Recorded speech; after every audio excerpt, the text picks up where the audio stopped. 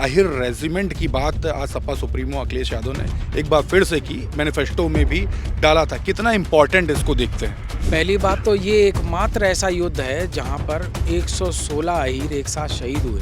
जो जवान जाकर वहाँ सरहदों पे इस समय देश की रक्षा कर रहे हैं, क्या कुछ दिक्कतें उनको फेस करनी पड़ रही, क्या मुद्दे हैं जो आप उठाना चाहते हैं? इस कंपनी के सभी जवानों ने बैठ के आपस में तय किया था कि हम पीछे नहीं हटेंगे, हम शहीद हो जाएंगे तो कोई बात नहीं। बेरोजगारी, बेतहाशा बेरोजगारी है, बेतहाशा महंगाई है, और आप कह रहे हैं कि हम उनको एक मुश्त पेमेंट दे देंगे। ये तो माफिया और गुंडे लोग करते हैं। जी। 4 PM न्यूज़ नेटवर्क में आप सभी का स्वागत है। मैं हूँ क्षितिज कांत। आज सपा सुप्रीमो अखिलेश यादव ने तमाम रजांगला की फाइट के दौरान जो सैनिक सम्मिलित हुए थे उनको सम्मानित किया गया। सैनिक प्रकोष्ठ के अध्यक्ष भी हैं हमारे साथ में, इनको भी सम्मानित किया गया। काफ़ी बड़ा दिन था एक तरीके से आज का दिन। सपा सुप्रीमो सबको सम्मानित कर रहे। रजांगला की जो फाइट हुई उसमें तमाम अहीर लोगों का भी नाम आया एक सम्मानित चैनल के रिपोर्ट में। क्या कहेंगे, ये जो पूरी जो फाइट हुई, आप लोगों ने जो फाइट की और भारत का जो शीश था उसको ऊंचा किया, क्या कहेंगे? देखिए, रजांगला का वॉर 1962 में चीन के खिलाफ हुआ था और उसमें 2-3 बातें विशेष हैं जो देश को पता होनी चाहिए। जी। पहली बात तो ये एकमात्र ऐसा युद्ध है जहां पर 116 अहीर एक साथ शहीद हुए और लगभग 4000 चीनियों ने हमला किया था।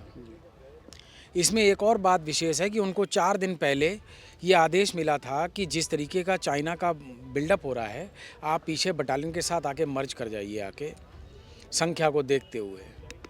तो इस कंपनी के सभी जवानों ने बैठ के आपस में तय किया था कि हम पीछे नहीं हटेंगे, हम शहीद हो जाएंगे तो कोई बात नहीं। जी। हमने ये जो बंकर बनाए हैं, जो डिचेस तैयार की हैं, हम यहीं लड़ेंगे। कहीं ये संदेश नहीं जाना चाहिए कि हम पीछे गए हैं। जितने भी मॉडर्न वॉरफेयर में जितने भी युद्ध हुए हैं, जी। इसमें ये अकेला एकमात्र युद्ध है जहाँ पे आधिकारिक तौर से पीछे हटने के लिए बोला गया था और वो नहीं हटे। तो यानी कि बलिदान स्वयं की इच्छा से दिया है पूरी तरह से, इसलिए ये विशेष है। दूसरा, उन्होंने अपने बारूद ख़त्म होने के बाद हथियारों से, बेनेट से मारा, पत्थरों से मारा और बाद में गर्दनें तोड़ तोड़ के चीनियों को मारा है। तो बहुत विभत्स युद्ध था। जब तक आखिरी सांस आदमी के पास रही वो चीनियों को मारता रहा है। इस तरह का युद्ध इंडियन मॉडर्न वॉरफेयर में, इंडियन टेरिटरी में नहीं मिलता है। देखिए, एक सवाल और भी है। अहिर रेजिमेंट की बात आज सपा सुप्रीमो अखिलेश यादव ने एक बार फिर से की, मैनिफेस्टो में भी डाला था। कितना इम्पोर्टेंट इसको देखते हैं? देखिए, ये इच्छा हमेशा रही है। जो जय जवान जय किसान की भावना है, उसी के साथ समाजवादी पार्टी हमेशा पीडीए समाज की आवाज़ रहा है। ये टर्मिनोलॉजी, उसको सामाजिक न्याय को नया नाम दिया राष्ट्रीय अध्यक्ष जी ने, पीडीए, और उसको जनता ने आजकल की जनरेशन के हिसाब से जो नॉमेनक्लेचर दिया उसको स्वीकार किया। लेकिन नेताजी जब रक्षा मंत्री थे तब भी उनका प्रयास था और उनके ही प्रयास से शहीदों के शरीर, पार्थिव शरीर घर आने शुरू हुए। उन्हीं के प्रयासों से फ़ौज के अलाउंसेस बढ़े, सैलरीज बढ़ी, सम्मानपूर्ण जीवन जीना शुरू किया। लेकिन अहीर रेजिमेंट बनाना रक्षा मंत्री के हाथ में नहीं होता है, सरकार का फैसला होता है, पार्लियामेंट के थ्रू होता है, वो नहीं हो सका। तो हम लोग लगातार 2017 से मैनिफेस्टोज़ का ये हिस्सा रहा है कि क्योंकि अहीर समाज की अपनी शहादत, अपनी वीरता, अपने शौर्य के बेस पे और जो लगातार असंख्य संख्या में अलग अलग रेजिमेंट्स में जो सर्विस कर रहे हैं, अलग अलग कोर में सर्विस कर रहे हैं, आर्मर्ड में, आर्टिलरी में, इन्फेंट्री में, सर्विसेज में, तो उनकी ये जायज़ मांग के साथ खड़े हुए उन्होंने अहीर रेजिमेंट बनना चाहिए। और उन्होंने ये भी वादा किया है कि जब भी हम कभी सरकार में इस लायक होंगे कि हम हस्तक्षेप कर सकेंगे, अग्निवीर योजना समाप्त करेंगे, अहीर रेजिमेंट बनवाएंगे। और साथ ही उन्होंने ये भी वादा किया है कि जो भी समाज आगे आता है देश सेवा के लिए, देश भावना के लिए, फ़ौज में सेवा करके शहादत तक युद्ध लड़ने के लिए, देश के लिए, हम उनकी आवाज़ के साथ हैं। उनको भी मांग करना चाहिए और उनकी भी रेजिमेंट्स बननी चाहिए। हम इस मांग के साथ हैं। सर, एक और बात, आज की डेट में मिलिट्री सर्विसेज में जो जाते हैं नौजवान, जो जवान जाकर वहाँ सरहदों पे इस समय देश की रक्षा कर रहे हैं, क्या कुछ दिक्कतें उनको फेस करनी पड़ रही, क्या मुद्दे हैं जो आप उठाना चाहते हैं? देखिए, ऐसा है, जो भी आज के कम से कम प्रेजेंट जो हालत देश की है, बेरोजगारी, बेतहाशा बेरोजगारी है, बेतहाशा महंगाई है। और मैं देख रहा हूँ कि किसी बेचारे की एक 4th क्लास चपरासी की भी गांव में जॉब लगती है तो 10 गांव तक ढिंडोरा पहुँचता है कि इसका परिवार सेट हो गया। और मुझे इसमें कोई दिक्कत नहीं है, गर्व का विषय है। अगर कोई अपनी काबिलियत से सरकारी सेवा में आता है, अपने परिवार की बेहतर भरण पोषण, बच्चों की शिक्षा की व्यवस्था करेगा, खुशी की बात।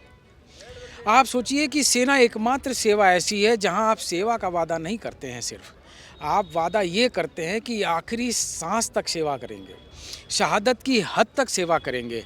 तो जिस सेवा में ही ये लिखा हो कि आपको शहादत की हद तक सेवा करनी है, कम से कम देश का ये दायित्व होना चाहिए कि जो आखिरी सांस तक का वादा कर रहा है, उसके परिवार का भरण पोषण, सम्मान और उसकी व्यवस्था की जिम्मेवारी सरकार ले। जी। और भारत ने हमेशा फौजियों की इस जिम्मेवारी को निभाया है। जी।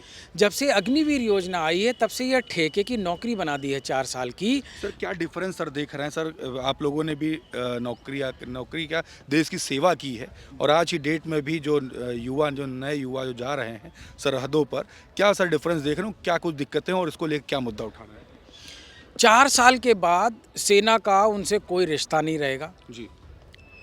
कोई तनख्वाह नहीं होगी, कोई एक्स सर्विस, वो अपने आप को फौजी नहीं कह पाएंगे 4 साल बाद। जी। सबसे बड़ी बात तो ये, जिस गर्व और वर्दी के लिए हम जाते हैं। दूसरा, अगर कोई फौजी शहीद होता है तो उसको एक मुश्त पैसा दे दिया जाएगा और उसके बाद सेना से संबंध विच्छेद हो जाएगा। अगर कोई गांव का बेटा गांव के लिए शहीद हो, तो मुझे लगता है कि जो हमारे समाज की जनभावना है, गांव के मुहाने पर उसकी मूर्ति लगाएंगे लोग। जी। जो देश के लिए शहीद होगा वो तो हमारे लिए पूजक होना चाहिए, हम पूज्य होना चाहिए, भगवान स्वरूप होना चाहिए। और आप कह रहे हैं कि हम उनको एक मुश्त पेमेंट दे देंगे, ये तो माफिया और गुंडे लोग करते हैं। जी।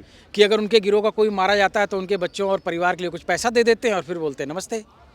फौजी की जिम्मेवारी इस तरह से सरकारों को लेना चाहिए कि आप जाइए, युद्ध लड़िए और पीछे की चिंताएं हमें दे जाइए। ये वादा केंद्र सरकार को उन फौजी परिवारों से करना चाहिए। आज सर आप लोगों ने भी मुलाकात की, काफ़ी महत्वपूर्ण लोग आए थे, क्या कुछ बातें हुई, कुछ महत्वपूर्ण जो बात जो हुई हमारे दर्शकों को भी बताइए। कैप्टन रामचंद्र यादव जी थे, जी।